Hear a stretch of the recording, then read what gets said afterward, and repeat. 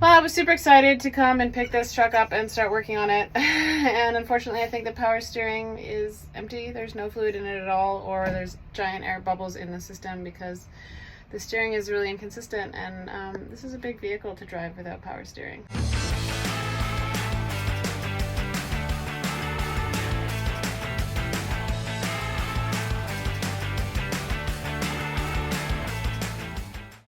Alright, take two. I am picking up the LMTV. Ender is with me. I love this thing so much. I don't care how much work I still have to do to it. It is too rad. Alright, I guess this is update part 3 of the LMTV. I love this thing so much. I picked it up yesterday. I tried to pick it up the day before, but it had no more power steering fluid in it. Obviously it has kind of like a slow leak, so the guys at Durotic topped that up and bled it, and it is good to go. So I picked it up yesterday.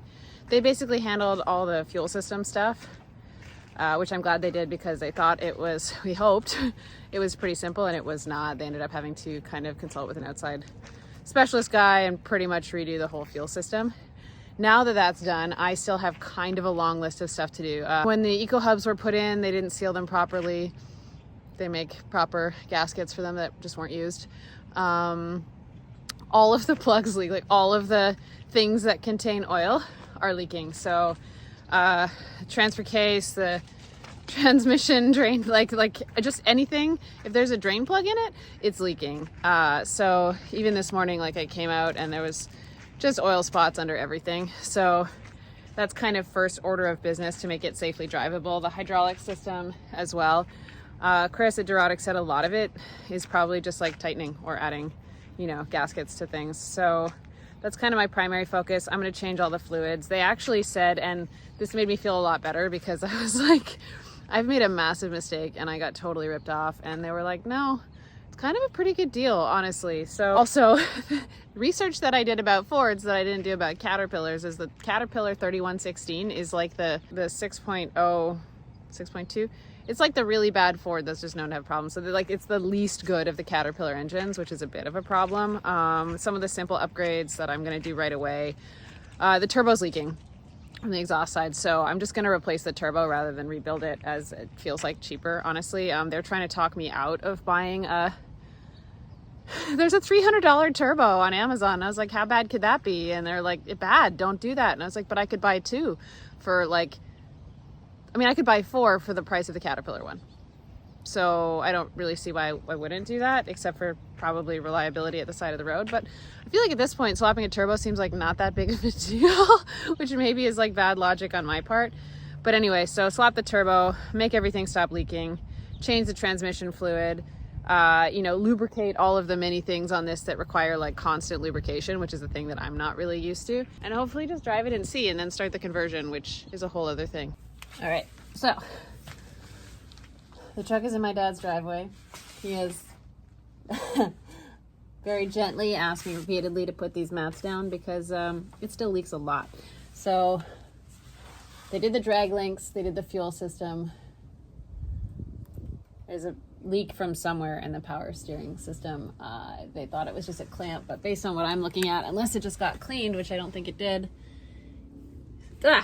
well, yeah, it's actively dripping a lot. So this is also my list of like things I need to service. A lot of things need greasing on this truck that I'm not used to. Oil pan leak still to address. Transmission drain plug or transmission leak still to address. Transfer case still to address. Diff actually looks dry, at least in the rear and in the front somehow. As far as where these leaks are coming from, that's a good question. Actually seems dry up here, which is a good thing. But yeah, a lot of fluid still dripping down here. This is that's the part that the guy said I'd never have to use, because the whole purpose of it is to hydraulically squish down the vehicle so that it can go on an aircraft carrier or an airplane. And I feel like it's possible in my life that I would need that, but currently no. So not too worried about fixing that specifically, but am still worried about like where is all of this fluid coming from? And I feel like maybe I needed to steam clean it again because I still have all this oil running down the frame rail, which is making it pretty hard to tell where the top of the leak is. Because I see some fluid here. I don't know what that is exactly. What else we got? So it's kind of just going along there, further up. It actually seems kind of dryish on this side, which is neat. The other major leak is just the hydraulic box itself. So I guess, yeah, so this whole thing is just like basically leaking all the time. So I guess what I'm gonna do is lift the cab off and figure out what's still leaking. Cab tilt, truck suspension, cab tilt, lower, raise, push and turn. Nothing's happening. Is it happening? It's not happening. Oh, it's leaking. I wonder if that's bad.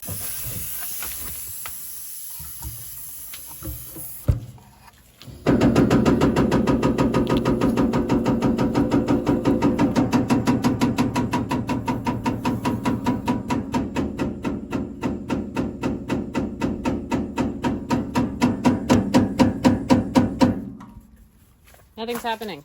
I don't know what's going on. It's not going up or down. So maybe it's out of fluid. What do I do without that?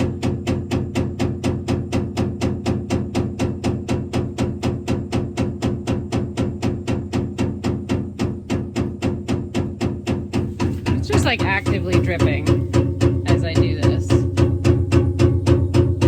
from the suspension one. So I'm not a hydraulics expert here. I don't really understand why it would be doing that unless there's some kind of a seal or something. Okay, so can't make that go up. I'm gonna check the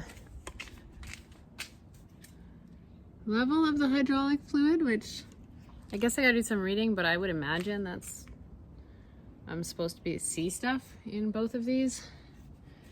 And it's just, what's really fun is the guy painted, he painted over all of these things. So I have no way of knowing what oil is this check, because I don't know, because it was probably written on it and I can't see it anymore. Okay, I'm guessing that if there's no oil in this sight glass and there's oil in this sight glass, maybe it's too low. I mean, presumably that's why you have a sight glass, if you're supposed to see something in it. Ooh.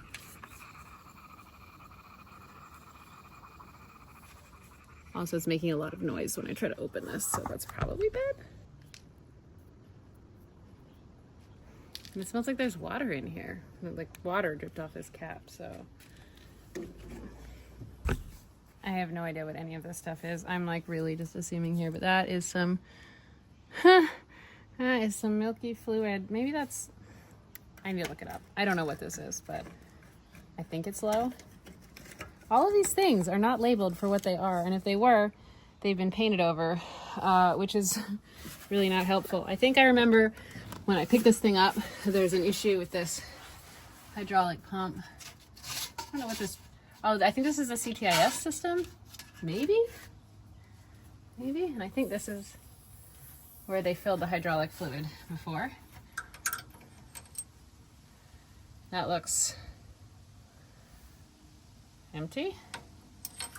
So that's probably why I can't make the cab move, which is really cool.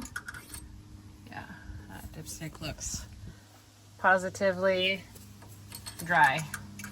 And I'm guessing that's actually what kind of fluid is all over here. Because this part here is dripping. This is dry. I don't know. I feel like what I'm gonna have to do is some really fucking painstaking following of lines to other places. Chris changed this one. It's still wet and leaking. So I think I need to re-steam clean this thing because everything is wet again, which is not helping. I think I need to get more hydraulic fluid to put it into the hydraulic pump thing. And I need to read a map or look at a diagram of this thing to figure out what things are covered in oil so I can make them not do that. Cool.